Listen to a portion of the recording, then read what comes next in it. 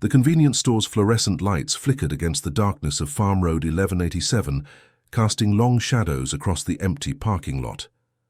It was 11:47 on a Saturday night in July 1992, and the heat still clung to the asphalt like a living thing, shimmering in waves that made the distant horizon blur into nothingness. Inside, 23-year-old Jennifer Martinez counted the register for the third time, her fingers moving automatically through the worn bills while her mind wandered to the psychology exam she had Monday morning at Sam Houston State University.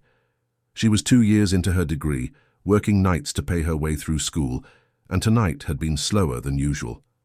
The bell above the door hadn't chimed in over an hour. She didn't hear the engine cut off in the parking lot, didn't see the figure approach from the blind spot where the security camera's view ended, a detail that would haunt investigators for decades. What she did notice was the sudden change in air pressure when the door opened, the way the summer night rushed in, carrying the scent of diesel and something else, something metallic and wrong. Jennifer looked up from the register, her hand instinctively moving toward the panic button beneath the counter, but she stopped. The person entering wasn't a stranger. The face was familiar, trusted even, someone she'd seen 100 times in this small East Texas town of Livingston, population barely 8,000. Someone who belonged. "Hey," she said, relaxing, her hand falling away from the button. "Didn't expect to see you this late." The security tape would later show her smile, that last, genuine expression of recognition before everything changed. It would show her turning back to finish counting the money, comfortable enough to present her back to this person she knew. The camera captured 23 seconds of normal conversation, Jennifer's lips moving, probably talking about the heat or her upcoming exam, or asking if they wanted the usual. Then the angle shifted. The person moved closer. Jennifer's body language changed, stiffening. She turned quickly, confusion replacing comfort on her face. Her mouth opened, forming words the silent tape couldn't capture. "What are you doing? Why do you have that? Please, I won't tell anyone." The tape showed her backing toward the employee door, hands raised in a gesture that was both defensive and pleading. Then the person moved between Jennifer and the camera, a deliberate blocking that investigators would later argue showed premeditation. For 41 seconds, Jennifer Martinez disappeared from view behind this familiar figure. When the person finally moved away, walking calmly back toward the entrance, Jennifer was gone. The register sat open and empty. The back door swung slightly on its hinges, and the East Texas night swallowed whatever sounds might have escaped into the darkness. Her car remained in the parking lot, keys still in her purse behind the counter. Her textbook lay open to Chapter 7, highlighting on theories of criminal behavior. The irony wouldn't be lost on anyone. At 11:58, a truck driver pulled in for gas and found the store abandoned. Money scattered on the floor and a shoe, Jennifer's white sneaker, lying in the threshold of the back door as if she'd been dragged mid-stride into the night. If my story resonates with you, please hit the like button to bring a little light to this father's heart. Subscribe to the channel so you don't miss my upcoming life stories, and tell me in the comments where you're watching this video from and what time it is there right now. It makes me so happy to know what corner of the country or world you're listening from. Jennifer Maria Martinez wasn't supposed to be working that night. Her usual Saturday shift had been traded with a co-worker who needed Sunday off for a family baptism, a simple exchange that would alter the trajectory of dozens of lives. Born in Houston to immigrant parents who'd crossed the border with nothing but hope and determination, Jennifer had grown up in Livingston after her father found steady work at one of the lumber mills that dotted the Piney Woods region. She was the first in her family to attend college, a source of immense pride for her mother Rosa, who cleaned houses during the day and prayed her rosary every night for her daughter's safety and success. Those who knew Jennifer described her as driven but kind, the type of young woman who volunteered at the local library's literacy program while maintaining a 3.8 grade average. She had a boyfriend, Marcus, a mechanic who'd proposed 3 weeks before her disappearance, with a modest ring he'd saved 8 months to afford. They'd planned a small wedding for the following spring after her graduation. Jennifer wanted to become a victim's advocate to help people navigate the criminal justice system. She'd seen too many people in her community fall through the cracks, unable to afford lawyers or understand their rights. She wanted to be the person who caught them. Livingston in 1992 was the kind of place where people didn't lock their doors, where Friday night football games drew half the town, and where everyone knew everyone else's business, for better or worse. Situated in Polk County, surrounded by dense pine forests and the murky waters of Lake Livingston, the town had a sleepy quality that made violent crime feel like something that happened elsewhere, in bigger cities, to other people. The convenience store where Jennifer worked sat on the edge of town, the last stop before the road wound deep into uninhabited woodland.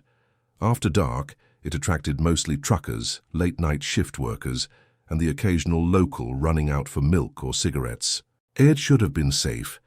In a town like this, everywhere should have been safe.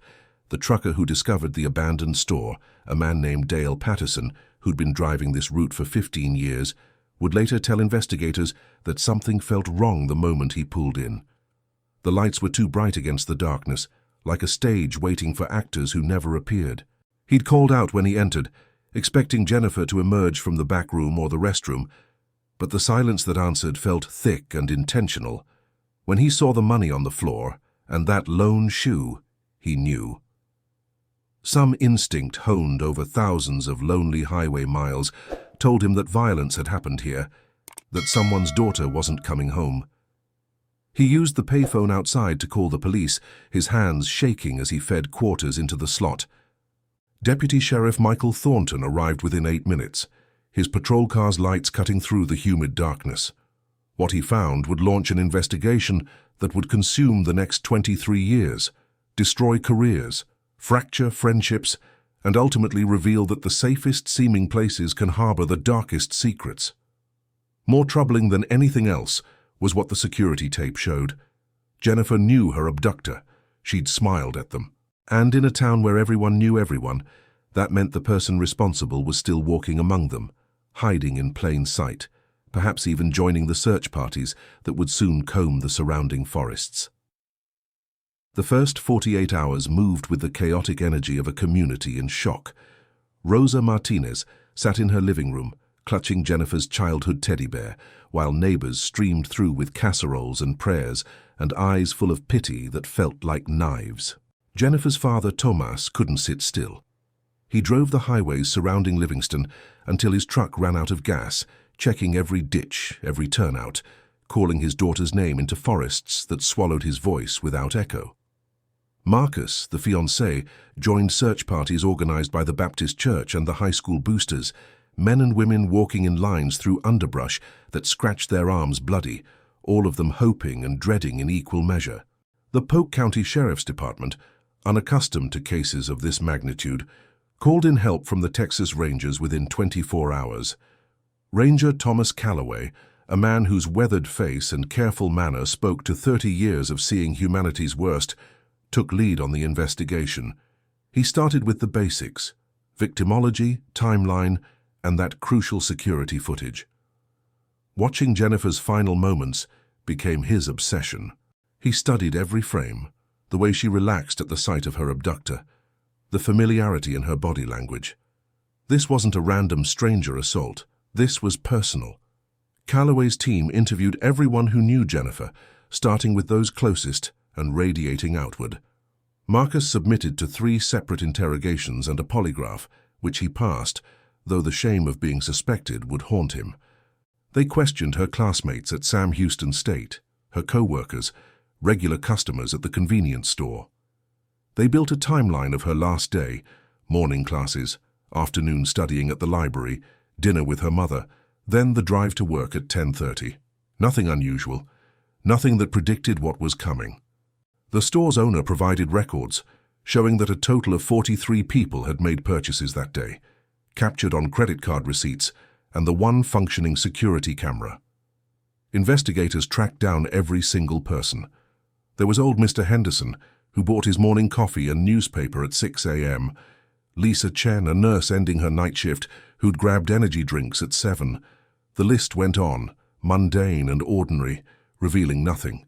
But someone had come to that store after 11:30, someone who either paid cash and avoided the camera, or was so familiar with the store's layout that they knew exactly where the blind spots were.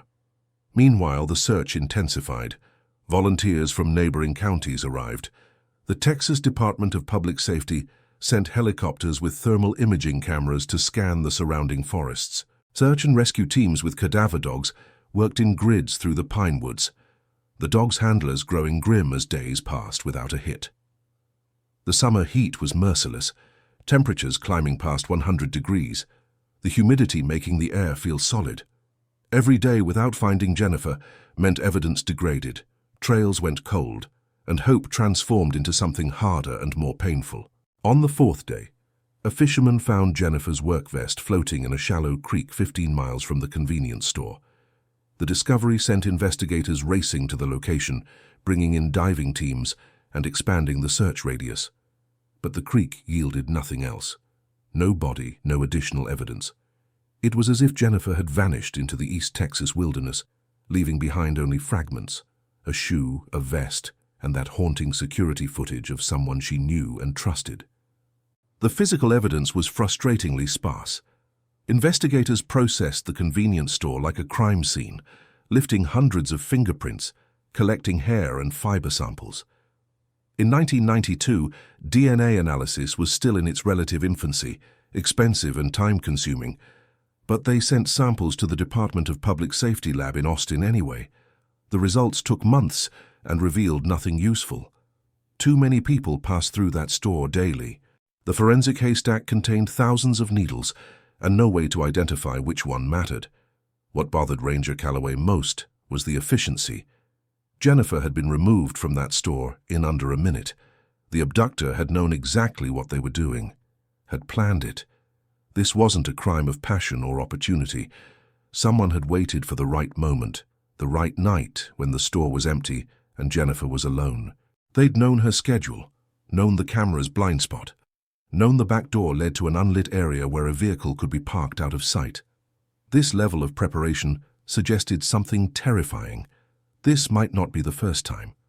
Calloway expanded his investigation, looking at unsolved cases throughout East Texas.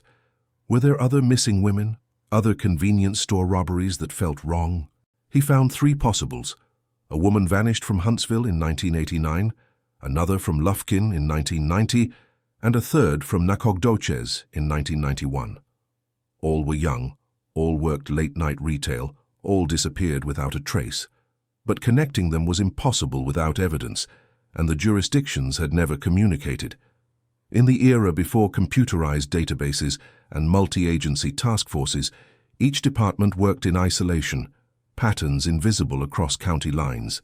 As summer turned to fall, the intensity of the search diminished. Volunteers returned to their jobs and families. Media attention shifted to other tragedies, other missing girls. The Texas Rangers were called to new cases, but Rosa Martinez never stopped. Every evening she drove to the convenience store and stood in the parking lot where her daughter was last seen, praying aloud in Spanish, begging God or Jennifer or anyone listening to bring her baby home. She left flowers that wilted in the heat. She taped flyers to every telephone pole in 3 counties, Jennifer's smiling face fading under the relentless sun. Tomas channeled his anguish into rage. He became convinced that local law enforcement wasn't doing enough, that someone was protecting the killer. He started his own investigation, compiling a list of everyone who'd ever made his daughter uncomfortable, everyone who'd looked at her wrong, everyone who'd been anywhere near that store the night she vanished. His list grew to over 30 names. He confronted people in parking lots and at the grocery store, his accusations growing wilder as sleep deprivation and grief consumed him. Eventually, the sheriff's department had to warn him to stop, threatening arrest. The cruel irony was that Tomas's suspect list actually included the real killer. He'd looked right at the person responsible and felt suspicious, but without evidence, suspicion was just noise in a town full of whispers. Marcus tried to move forward. He tried to believe Jennifer might still come home, that maybe she had amnesia or had been taken across state lines and would eventually escape. But as months became a year, the engagement ring he'd saved so hard for felt like a weight pulling him underwater. He started drinking, lost his job at the mechanic shop, moved away from Livingston to escape the pitying looks and the impossible hope. Years later, in a sober moment, he'd admit that leaving felt like abandoning Jennifer. like he'd failed to keep vigil. But staying had been slowly killing him, and survival required distance from the place where his future had been stolen. The first anniversary of Jennifer's disappearance brought renewed media attention, brief and superficial. A reporter from Houston came to interview the family, producing a 3-minute segment that aired during the evening news. Rosa sat stiffly on her couch, her English hesitant but her message clear. Someone knew what happened to her daughter, and silence was its own sin. The segment generated a dozen tips, all of which led nowhere. People claimed to have seen Jennifer in truck stops across the country, in Mexico, in California. Every lead was investigated and dismissed. Jennifer had not run away. Jennifer was not living another life somewhere. Everyone who'd known her understood this with certainty. Whatever had happened that July night, Jennifer hadn't walked away willingly. In 1994, the convenience store changed ownership. The new owners couldn't afford the insurance premiums after what had happened there, so they remodeled, changing the layout completely. They painted over the walls that had witnessed Jennifer's last moments, replaced the flooring, installed new cameras. But locals couldn't forget. The store's business never recovered. There was an unspoken understanding that bad things had happened there, that some stains ran deeper than paint could cover. By 1996, it closed permanently, windows boarded up, weeds overtaking the parking lot where Jennifer's car had sat abandoned. It became a monument to loss, a physical reminder that their safe small town had never been safe at all. Ranger Calloway retired in 1998, but Jennifer's case stayed with him. He kept copies of all the files in his home office, and even in retirement, he'd sometimes pull them out, studying that security footage again, trying to see what he'd missed. He'd developed a theory over the years, a suspect he couldn't quite prove but couldn't dismiss either. It was someone local, someone whose alibi was solid but felt rehearsed, someone who'd volunteered extensively with the search parties. Too extensively, perhaps. Calloway had learned that killers often inserted themselves into investigations, feeding on the chaos they'd created. But theory without evidence was worthless, and he'd never been able to bridge that gap. The Martinez family fractured under the weight of not knowing. Tomas died of a heart attack in 2001, and Rosa couldn't help but feel it was grief that killed him, that Jennifer's absence had literally broken his heart. At the funeral, she stood dry-eyed, having exhausted her tears years earlier. She'd developed a ritual by then, visiting Jennifer's empty grave, the memorial stone they'd placed even without a body, every Sunday after Mass. She spoke to Jennifer as if she could hear, updating her on family news, telling her about cousins who'd graduated or married, maintaining the relationship as if death hadn't severed it. Because without a body, how could anyone be truly certain?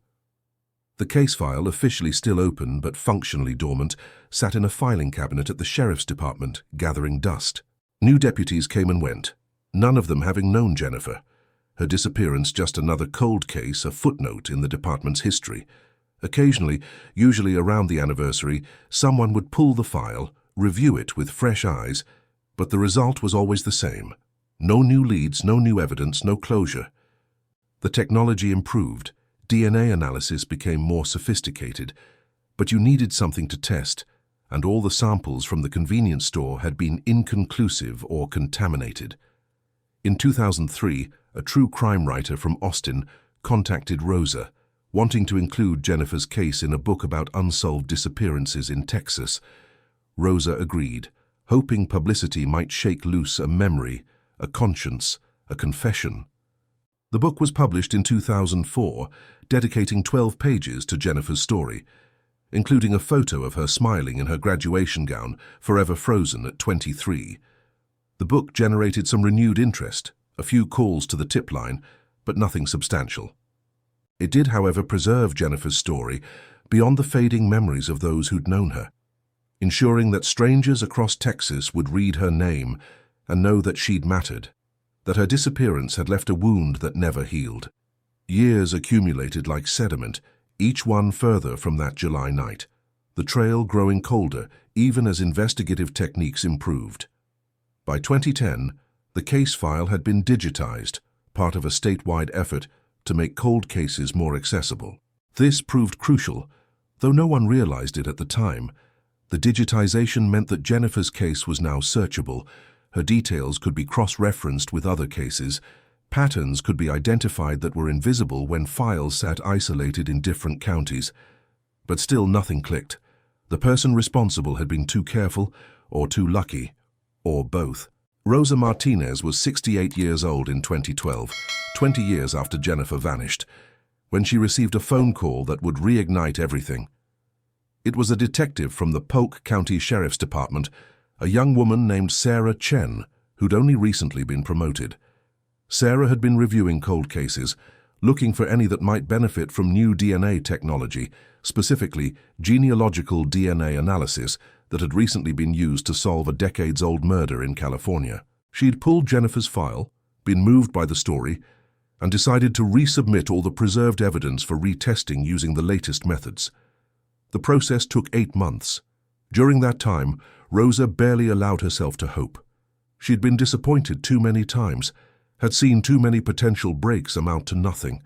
But Sarah Chen stayed in contact, calling every few weeks with updates, treating Rosa not as a case file, but as a mother waiting for answers. This kindness, after so many years of bureaucratic indifference, meant more than Rosa could express. When Sarah finally called asking to meet in person, Rosa knew something had changed. Police didn't visit to deliver nothing. Sarah arrived at Rosa's home on a Tuesday afternoon in March 2013, accompanied by the current sheriff, a man named Robert Hayes, who'd been a rookie deputy the night Jennifer disappeared.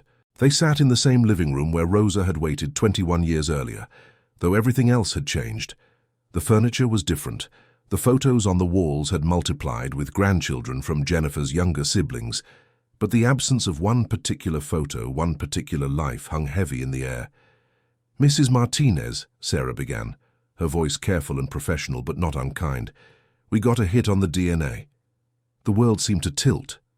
Rosa gripped the arm of her chair, willing herself to stay present, to hear what came next. The DNA had been extracted from a hair fiber found on Jennifer's work vest, the one recovered from the creek. In 1992, the technology hadn't been sophisticated enough to develop a useful profile from a single hair. But 21 years of advancement changed everything. The hair had a root attached, which meant nuclear DNA, which meant a complete profile. They'd run it through CODIS, the FBI's combined DNA index system, and gotten a match. The match wasn't to a convicted offender, which would have been simple. Instead, it matched to DNA from a case in Louisiana, a sexual assault from 2008, where the perpetrator had been arrested, but charges were eventually dropped on a technicality. The Louisiana DNA had never been expunged from the system, and now it connected 2 cases across state lines and 15 years. The suspect in Louisiana had given a name that turned out to be false, but investigators had his real fingerprints from the arrest. Those fingerprints, when run through the national database, matched prints on file in Texas. The name Sarah Chen spoke landed like a physical blow. Douglas Raymond Pritchard. Doug Pritchard. Rosa knew him. Everyone in Livingston knew him. He'd been a volunteer firefighter, a Little League coach, a deacon at First Baptist Church. He'd helped search for Jennifer. He'd stood in this very living room in July 1992, holding Rosa's hand while she cried, promising her they'd find her daughter. He'd been at Tomas's funeral, offering condolences. For 21 years, Doug Pritchard had lived in Livingston, raised his family, coached children, attended church, all while carrying the knowledge of what he'd done. Sarah explained the rest. Once they'd identified Pritchard, they'd obtained a warrant for his current DNA. He'd been brought in under the pretense of eliminating him as a suspect in an unrelated case, a routine thing he'd agreed to immediately because he had nothing to hide, or so he believed. His DNA was an exact match to the hair on Jennifer's vest.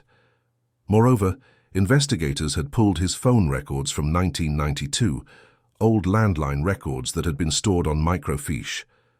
On the night Jennifer disappeared, there'd been a call from Pritchard's home phone to the convenience store at 11:30 p.m., just 17 minutes before she vanished. When confronted with the evidence, Pritchard had initially denied everything.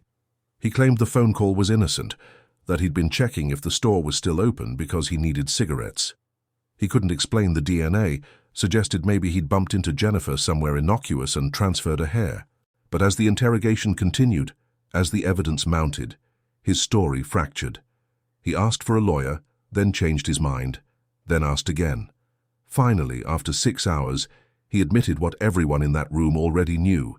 He'd killed Jennifer Martinez. The confession came in fragments, each sentence pulled from him like teeth.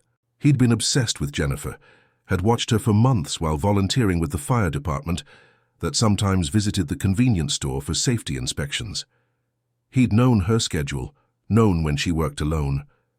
That night, he'd told his wife he was going for a drive to clear his head after an argument, a detail his wife confirmed, having remembered the fight but not knowing its horrible aftermath. He'd driven to the convenience store with zip ties and duct tape in his truck, had walked in through the front door as if everything was normal. Jennifer had recognized him, just as the security footage showed. She'd smiled. She'd trusted him. He'd asked her to come look at something in the stockroom, said there was a leak he'd noticed as a firefighter, something that needed immediate attention. She'd hesitated but followed, and once they were out of the camera's view, he'd grabbed her. She'd fought, harder than he'd expected, which was why her shoe had come off. He'd dragged her out the back door, forced her into his truck, and driven into the national forest. Sarah's voice softened when she told Rosa the next part, but there was no gentle way to deliver it. Jennifer had been alive for several hours after her abduction. Pritchard had driven deep into the Sam Houston National Forest, to a camping area he knew from hunting trips, remote and rarely visited. What happened there Sarah didn't detail, respecting Rosa's dignity enough not to paint the full picture, but the implication was clear and horrifying. Jennifer had suffered. And when Pritchard was done, when Jennifer's fight had finally ended, he'd buried her in a shallow grave marked only by his memory. He agreed to show investigators the location. 3 days after his confession, in a grotesque parade of law enforcement vehicles, Doug Pritchard led them into the forest. The area had changed in 21 years. Trees had grown, landmarks had shifted, but eventually he identified a spot. Ground-penetrating radar confirmed what he'd said. There were human remains buried there, 4 feet down, wrapped in a tarp that had partially decomposed, but still held together enough to keep the skeleton intact. The excavation took 2 days. Forensic anthropologists worked with archaeological precision, documenting every layer, every item recovered. Jennifer's remains were finally brought into the light after 21 years in darkness. Dental records confirmed what everyone already knew. Jennifer Maria Martinez was coming home. The news exploded through Livingston like a bomb. Doug Pritchard, the helpful volunteer, the churchgoer, the coach who taught their children to hit baseballs and recite Bible verses, was a killer. Parents remembered their daughters being alone with him. People recalled conversations that now took on sinister undertones. His wife Linda, who'd stood by him through the initial arrest, filed for divorce within a week of the confession. His 3 children, now adults with families of their own, issued a statement through their lawyer. They hadn't known, they were horrified, they grieved for the Martinez family. The community's disbelief was absolute. How had no one seen? How had he hidden this darkness while living among them, smiling and helpful for decades? The answer, as uncomfortable as it was simple, was that monsters don't always look like monsters. They look like neighbors. They coach Little League. They help search for the very person they've killed, feeding on the family's anguish, hiding in plain sight, because who would suspect someone so visibly helpful? Ranger Calloway, now 73 years old and living in Houston, watched the news coverage with a mixture of vindication and regret. Pritchard had been on his suspect list, one of several names he'd circled, but never quite had evidence against. He called the sheriff's department, asked to review the case notes, and realized that if genealogical DNA had been available in 1992, or even in 1998 when he retired, Jennifer might have gotten justice decades earlier. The technology had been the key, but 21 years was a long time for a mother to wait. The trial began in October 2014. Pritchard's lawyer attempted to negotiate a plea deal, offering to provide information about the potential other victims Ranger Calloway had suspected decades earlier. Prosecutors refused. They wanted a trial, wanted the community to hear every detail, wanted Pritchard to face what he'd done in front of Jennifer's family and the town he'd betrayed. The prosecution was led by District Attorney Michelle Torres, a woman who'd grown up in Livingston, and remembered when Jennifer disappeared, remembered the fear that had gripped the community, and was determined to deliver justice even if it came 2 decades late. The trial lasted 3 weeks. The courtroom was packed daily, standing room only, with people lining the hallways hoping for a seat. Rosa Martinez sat in the front row every single day, flanked by her surviving children and grandchildren, her face a mask of dignified grief. She never looked at Pritchard directly. She'd told reporters she couldn't bear to give him even that much of her attention, that he'd taken enough already. The prosecution presented the DNA evidence, the confession, testimony from the forensic anthropologists who'd recovered Jennifer's remains, the security footage that showed Jennifer's final moments of trust. They called Detective Sarah Chen, who walked the jury through the investigation, the breakthrough, the meticulous work that had finally connected decades and databases to identify a killer. They played the recording of Pritchard's confession, his voice flat and cold as he described what he'd done, showing none of the warmth and compassion the community had believed was his nature. The defense had little to work with. They couldn't dispute the DNA, couldn't explain away the confession. They attempted to argue that Pritchard had been coerced, that the interrogation had been too long, too intense, that his request for a lawyer had been ignored. But the video showed otherwise. Pritchard had been read his rights multiple times, had been offered food and water, had been told repeatedly he could stop talking. He'd confessed because the evidence was overwhelming, and he'd known it.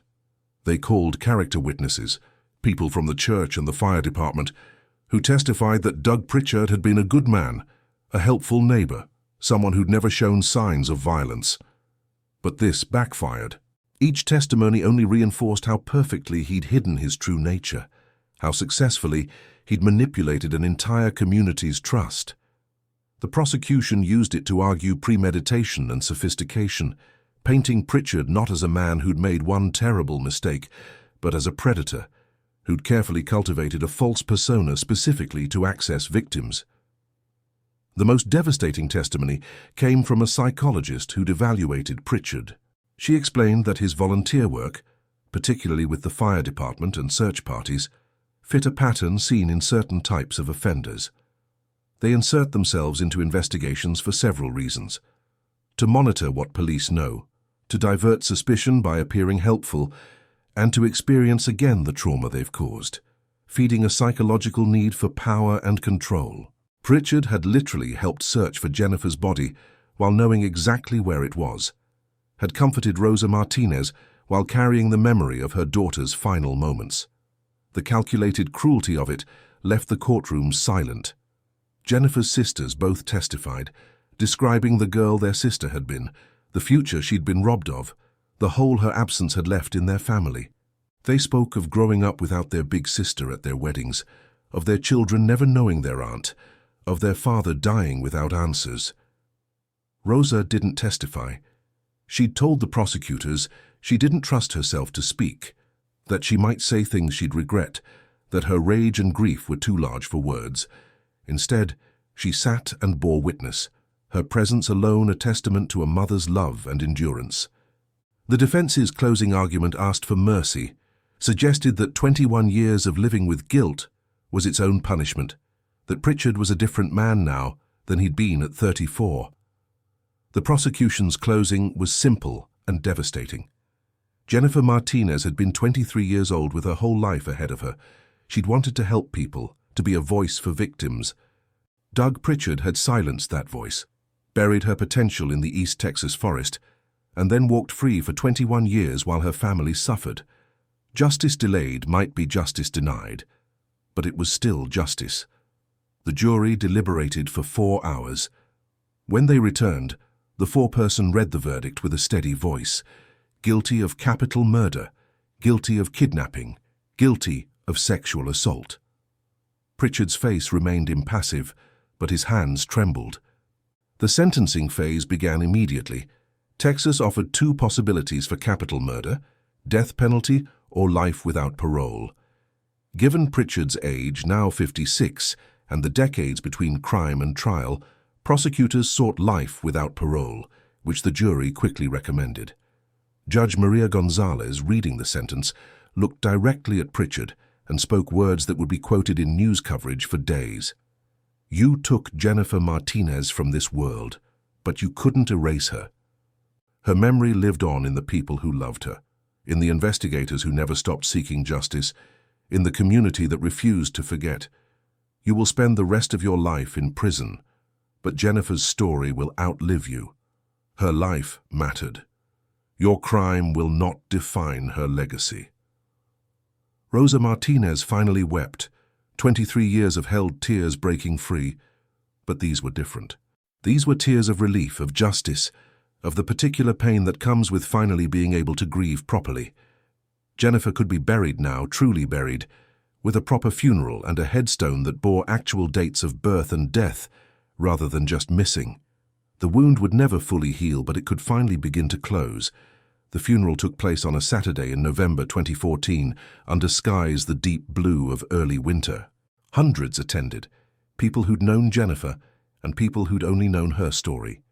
They gathered at the cemetery where Tomas already rested, where a plot had been held empty for 23 years.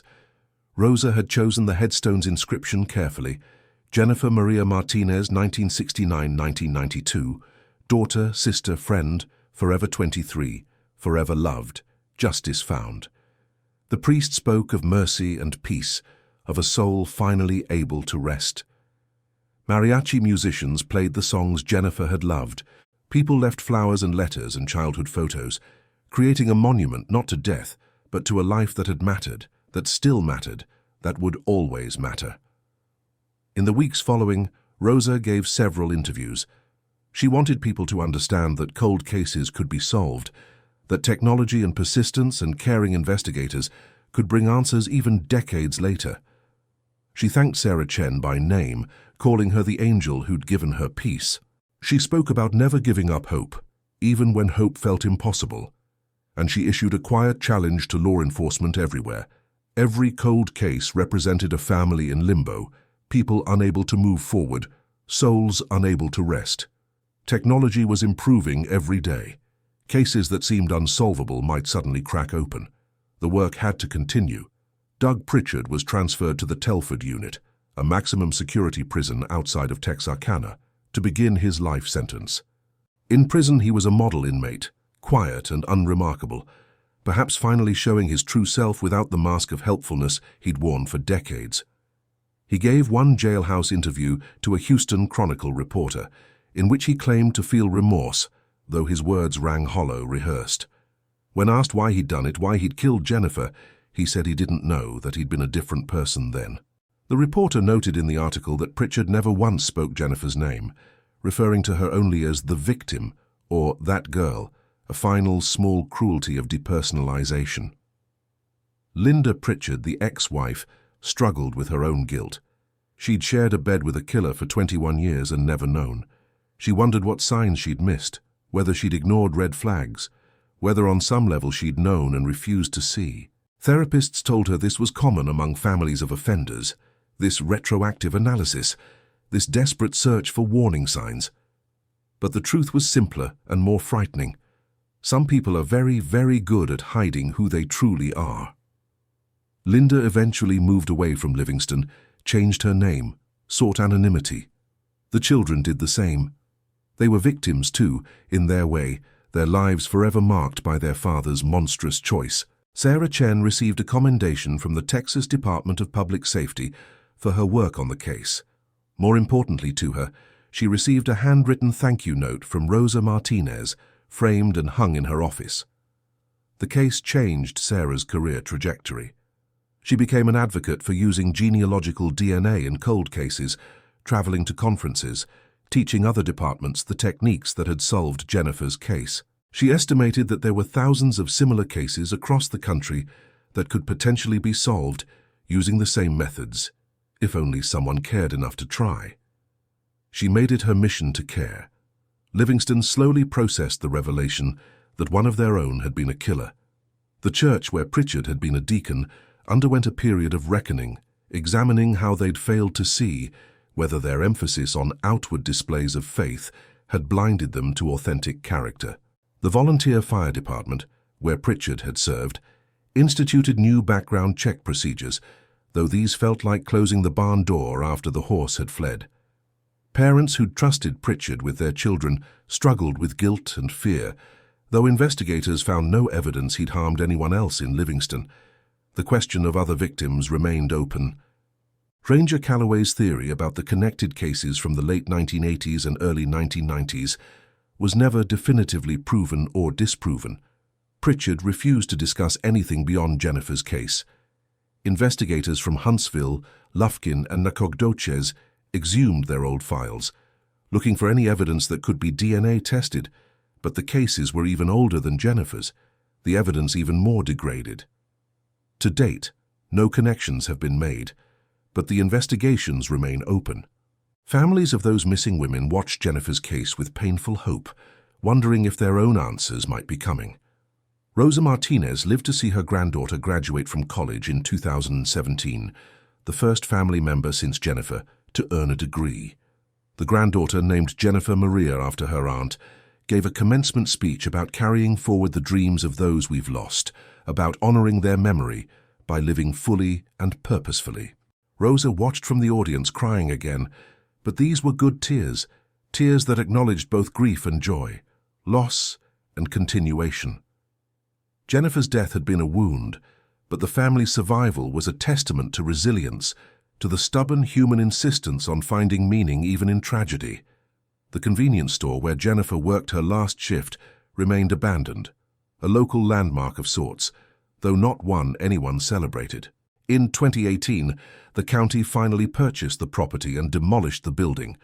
Some community members protested, feeling it was a memorial site, but others argued that leaving it standing gave power to violence, made Pritchard's crime into a tourist attraction. A compromise was reached.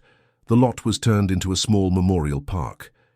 Jennifer's name was engraved on a stone bench surrounded by flowers, a place where people could sit and remember without glorifying what had happened there. Rosa visits regularly, tending the flowers, talking to her daughter in the quiet of early morning before the Texas heat makes sitting outside unbearable. The case changed how cold cases were handled in Texas and beyond. Other departments, inspired by Sarah Chen's success, began re-examining their oldest unsolved cases, looking for evidence that could be retested.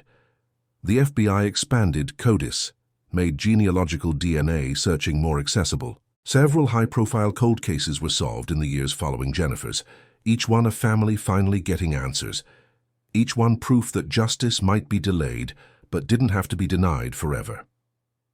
Jennifer's case became a teaching tool in forensic science programs, an example of persistence and technological advancement combining to solve the supposedly unsolvable.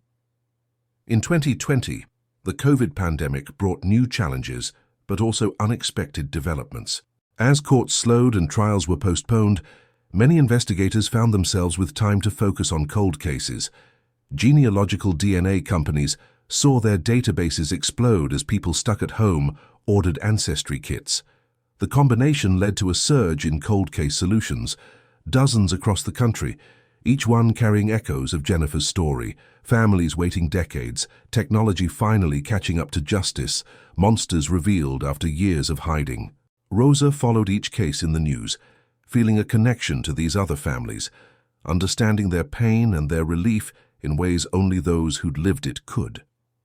Rosa Martinez passed away peacefully in her sleep in January 2022 at the age of 78. Her obituary listed her surviving children and grandchildren, but also mentioned preceded in death by her beloved daughter Jennifer Maria Martinez, who she now joins in eternal rest. The funeral drew hundreds, many who'd never known Jennifer, but had been moved by Rosa's decades-long vigil, her refusal to let her daughter be forgotten. People spoke of Rosa's strength, her grace, her ability to carry unbearable pain while still showing kindness to others. They buried her next to Tomas and Jennifer, reuniting a family that violence had fractured, but love had never truly separated. The story of Jennifer Martinez and Rosa's fight for justice continues to resonate. True crime podcasts have covered it. Documentary filmmakers have sought permission to tell it. Journalists reference it when writing about cold cases and genealogical DNA.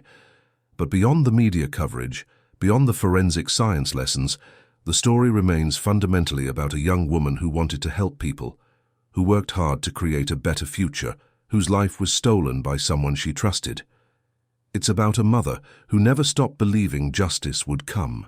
It's about a community forced to confront that evil can wear a friendly face.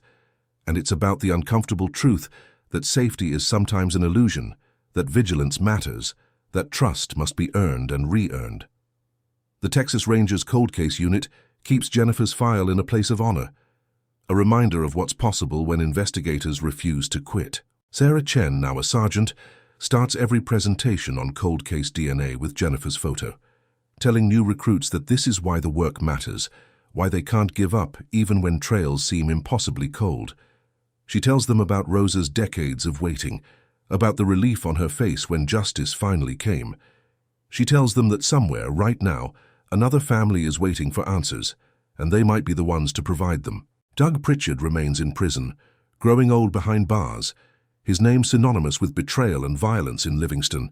He'll die there, forgotten by everyone except those whose lives he destroyed. Meanwhile, Jennifer's memory lives on not as a victim, but as a person. The daughter who made her immigrant parents proud, the student who dreamed of helping others, the sister who braided hair and told jokes, the girlfriend who said yes to a modest proposal. She was 23 years old, full of potential, gone too soon but never truly gone because she's held in the hearts of those who loved her and in the story that continues to be told. The memorial bench in the park where the convenience store once stood bears simple words, in memory of Jennifer Martinez and all those who wait for justice. On warm evenings, you'll sometimes find people sitting there, strangers who've heard the story, locals who remember the fear and grief of 1992, investigators who worked the case. They sit quietly, reflecting on the fragility of safety, the importance of never giving up, the strange comfort of knowing that even 23 years later the truth emerged. The bench faces east toward the sunrise, a deliberate choice, because every dawn is a chance for answers, for justice, for families waiting in the dark to finally step into the light. This case reminds us that our daughters, sisters, mothers, and friends deserve to be seen as more than statistics, more than cold case numbers. They deserve names, stories, justice. Jennifer Maria Martinez was not just a victim. She was a light extinguished too soon, but a light that continues to shine through the people who refuse to forget her, through the investigators who solved her case, through the families of other victims who see hope in her story. She wanted to be a voice for victims, and in a terrible irony she became exactly that, her case giving voice to the possibility of justice even when it seems impossible. Her story reminding us that we owe it to the missing to never stop searching, never stop hoping, never stop fighting for the truth. The East Texas pines still stand tall around Livingston, their shadows deep and mysterious, but the secret they held for 23 years has been revealed. The forest gave back what it had hidden. The community healed as much as such wounds can heal, and somewhere perhaps the spirits of a mother and daughter rest together, finally at peace, the long wait finally over, justice finally found. The story of what happened on that July night in 1992 will be told for generations, a cautionary tale and a story of hope intertwined, a reminder that evil exists, but so does the human capacity for relentless love, for refusing to accept that some questions will never be answered, for believing that truth, no matter how delayed, will eventually emerge from the darkness into the light.